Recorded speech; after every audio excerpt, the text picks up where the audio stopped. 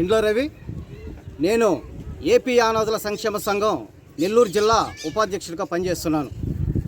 ఏదైతే నెల్లూరు రూరల్ ప్రాంతమైనటువంటి నవలాకుల తోట పరిధిలో పెన్నా నది అంచున కొండైతోపు గిరిజన కాలనీ, సుబహాన్ నగర్ గిరిజన కాలనీ, దీన్ దయాళ్ నగర్ గిరిజన కాలనీ సంబంధించి గిరిజనులు దాదాపు 300 కుటుంబాల వాళ్ళు పెన్నా నది ఏటంచున నివాసం ఉంటున్నారు.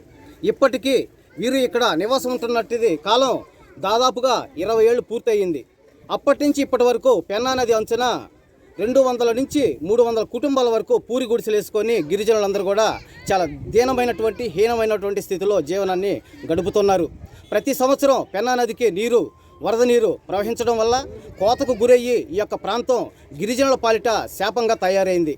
కాబట్టి అర్హత కలిగినటువంటి గిరిజనులందరికీ ఇక్కడ ఉన్నటువంటి 275, 300 కుటుంబాలకు సంబంధించి గిరిజనులందరికీ కూడా పక్కనే ఉన్నటువంటి ప్రభుత్వ భూమి, శివాయి భూమి, సోషల్ ఫారెస్ట్ భూమి అంటూ చెప్తూ ఉన్నటువంటి ఖాళీ స్థలంలో గిరిజనులందరికీ ఇళ్ల స్థలాలు ఇచ్చి వారిని ఆదుకోవాలని ప్రభుత్వ అధికారులను కూడా ఈ సందర్భంగా ఏపీ అనాథల సంక్షేమ సంఘం విన్నవిస్తూ ఉంది. అలాగే ఈ యొక్క ప్రాంతంలో ఉన్నటువంటి పేద గిరిజనులందరూ కూడా చెక్కబండ్లు వేసుకొని నగరంలో చెత్త కాగితాలు, చిత్తు పేపర్లు, ప్లాస్టిక్ డబ్బాలు ఏరుకొని అతి తక్కువ జీవన వృత్తితోటి వాళ్ళు బ్రతుకుతున్నటువంటి పరిస్థితి.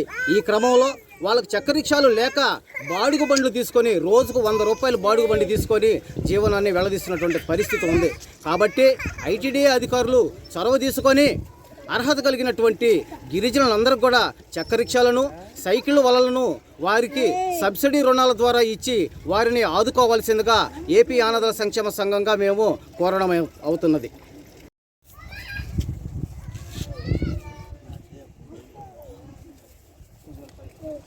వద్దులే, కిందకే ఉన్నాయి.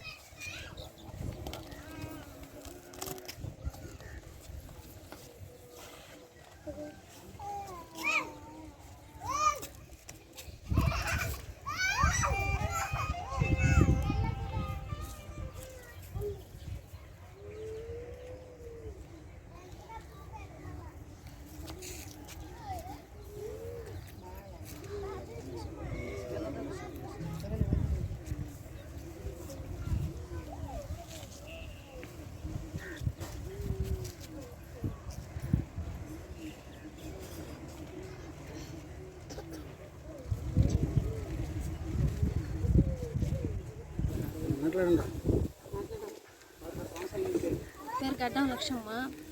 మేము సుభాన్ నగర్ కొండైతోపు కాలనీలో ఉంటున్నాము. 20 సంవత్సరాల నుంచి ఇక్కడ కాపురం చేస్తున్నాము. చాలా ఇళ్ళు ఉన్నాయి. ఇక్కడ ఒక్క కులం కాదు, యానాదులు, ఎరుకులు, ఇంకా చాలామంది భేదవాళ్ళం. మేమందరం భేదవాళ్ళమే నివసిస్తున్నాం. ఏటంచున పెన్నంచున ఉన్నాం.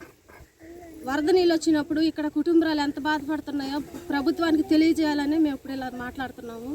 మా విన్నపం విని పక్కనే ఉన్న స్థలంలో గుడిసెలు వేసుకొని కాపురాలు చేసేదానికి ప్రభుత్వం వారు ఆ స్థలం మాకు కేటాయించి ఇండ్లు ఇప్పిస్తే మా పిల్ల పాపలు అందరూ బాగుంటారు.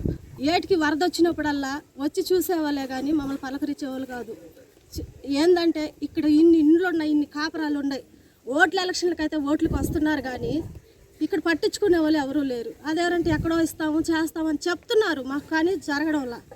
అందుకని మేము ఇప్పుడు ఇలాగా ప్రభుత్వానికి మా బాధలు, మా కష్టాలు ప్రభుత్వానికి తెలియాలని ఇప్పుడు ఈ వీడియో తీసి పంపిస్తున్నాం.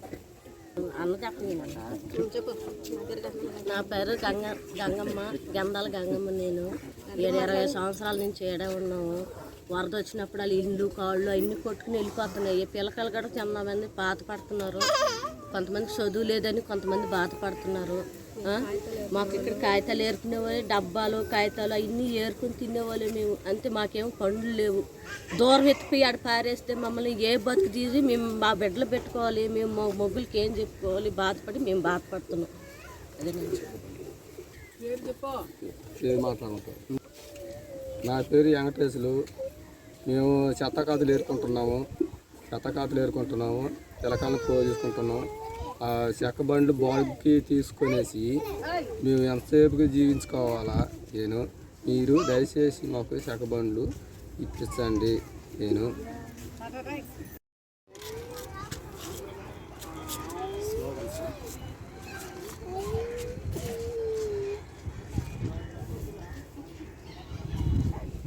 వర్ధిల్లాలి గిరిజనుల ఐక్యత, వర్ధిల్లాలి గిరిజనుల ఐక్యత. ఇవ్వాలి అర్హత కలిగిన గిరిజనులందరికీ ఇళ్ల స్థలాలను, ఇవ్వాలి అర్హత కలిగిన గిరిజనులకు ఇళ్ల స్థలాలను, ఇవ్వాలి అర్హత కలిగిన గిరిజనులకు ఇళ్ల స్థలాలను. వర్ధిల్లాలి గిరిజనుల ఐక్యత, వర్ధిల్లాలి గిరిజనుల ఐక్యత.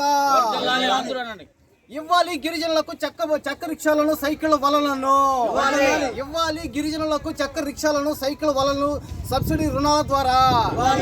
వర్ధిల్లాలి గిరిజనుల ఐక్యత, వర్ధిల్లాలి గిరిజనుల ఐక్యత.